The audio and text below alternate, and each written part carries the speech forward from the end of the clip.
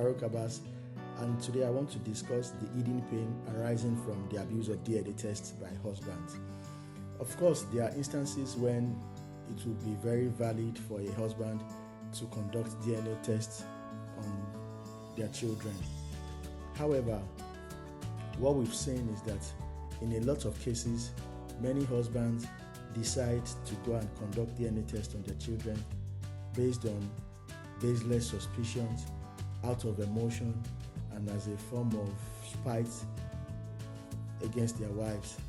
And what usually happens is, if you carry out a DNA test on your children and the result turns out to show that, or to confirm that you are indeed the father of the children, there will have been a breach of trust between you and your wife, and your wife is not likely to trust you anymore. And as you all know, once trust is missing from a relationship, the relationship is as good as gone. Therefore, it's very important that before men decide to carry out DNA tests on their children, they must ensure that they have cogent evidence, verifiable evidence of infidelity. But if you don't have any verifiable evidence and you just want to conduct DNA tests because you suspect your wife or because you and your wife had a fight, it might not turn out well for the relationship.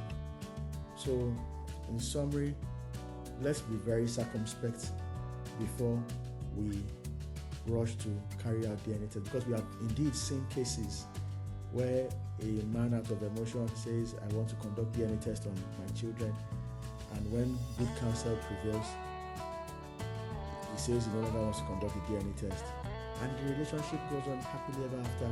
Both husband and wife continue to enjoy themselves, enjoy their marriages. But if you carry it out and it turns out to confirm that you are the father, it might not be very good for you and your family. Thank you very much.